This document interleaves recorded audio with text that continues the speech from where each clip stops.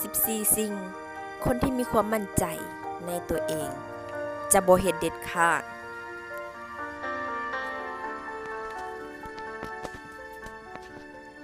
1. พวกเขาจะบ่หาข้ออ้าง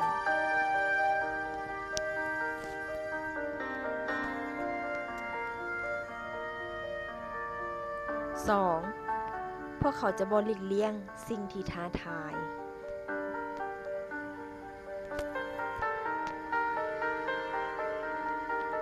3. พวกเขาจะบ่มัวแต่คดตัวอยู่ในเขตที่ปลอดภัย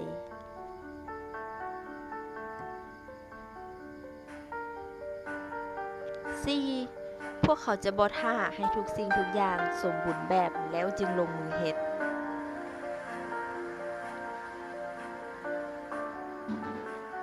5. พวกเขาจะบ่ยึดติดกับความคิดเห็นของคนอื่น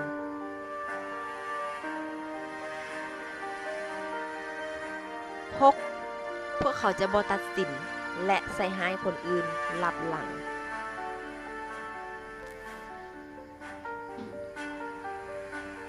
7. พวกเขาจะบ่ปล่อยให้ความขาดแคลนอุปกรณ์มาเป็นอุปสรรค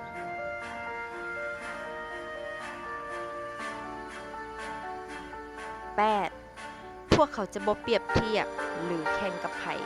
นอกจากแข่งกับตัวเอง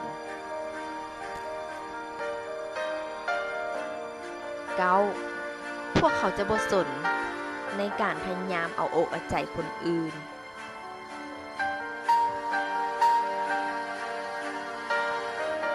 10. พวกเขาจะสามารถทนและเผชิญหน้ากับปัญหาต่างๆได้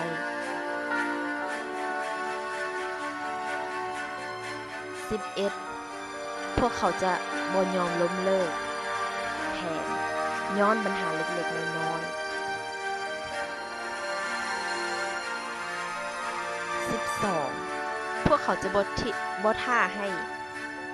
ได้รับอนุญาตจากไผก่อนตัดสินใจลงมือเฮ็ด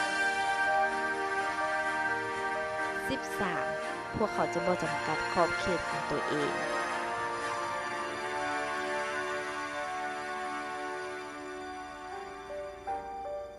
14. พวกเขาจะบ่เชื่อหรือยอมรับเรื่องที่คนอื่นบอกว่าแม่นแท้จนกว่าจะได้คิดอย่างรอบคอบ